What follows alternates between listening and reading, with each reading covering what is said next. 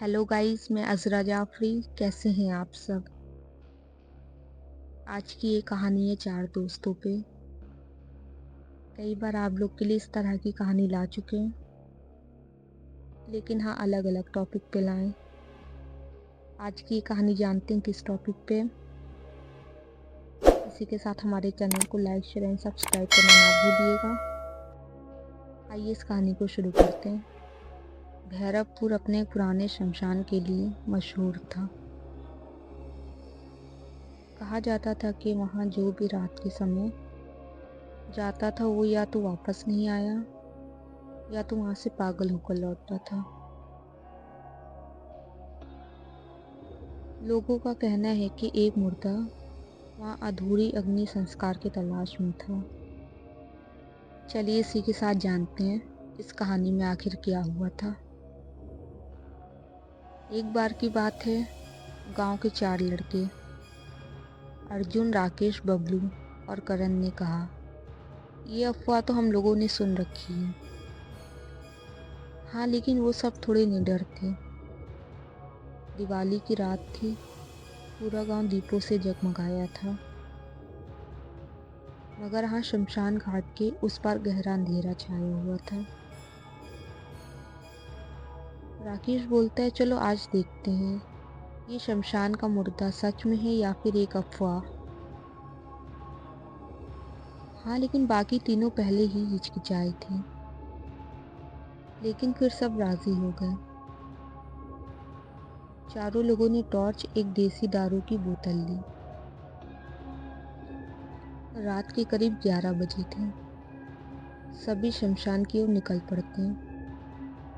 शमशान पहुंचते ही सबको एक अजीब सी ठंड महसूस होने लगी। हवा नहीं चल रही थी, लेकिन किसी अदृश्य ताकत ने उन्हें जैसे घेर लिया हो।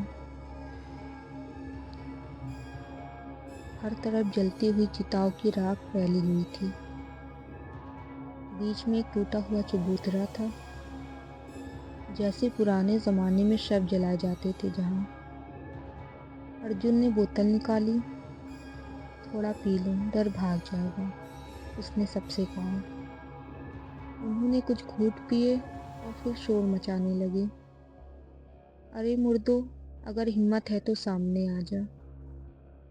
पहले तो कुछ नहीं हुआ, फिर अचानक एक ठंडी हवा चली और उनकी टॉर्च अपने आप बुझ गई थी। अब सिर्फ चांदनी में सब कुछ धुंधला दिख रहा था। तभी करण ने कांपती आवाज में कहा, वो वहाँ कौन खड़ा है? दूर राख के ढेर के पास कोई आकृति खड़ी थी। वो बिल्कुल झुकी हुई थी, सफेद कपड़े में लिपटी हुई। धीरे धीरे वो चलने लगी। उसकी चाल इंसानों जैसी नहीं थी। पैर जमीन से कुछ ऊपर थे और हर कदम के साथ राख उड़ रही थी। तभी बबलू चिल्ला के कहता है, भागो यहाँ से। पर चारों के पैर जैसे जमीन से चिपक गए हों। वो परछाइयाँ कुछ फीट की दूरी पर थी। उसका चेहरा नहीं था, सिर्फ खाली खोखली आंखें और राख से भरा मुंह। वो कुछ अंदर ही अंदर बुदबुदा रही थी, कुछ इस तरह के, मुझे जलाया नहीं गया, मुझे यहाँ अधूरा छोड़ा गया था। अगले दिन गांव के लोग चारों को शमशान के पास बेहोश पाते हैं। सबके कपड़े राख से सने हुए थे और अर्जुन के हाथ में एक पुराना ताबीज था। जब गांव के बुजुर्गों ने कहा, वो ताबीज देखा, उनका चेहरा पीला पड़ गया।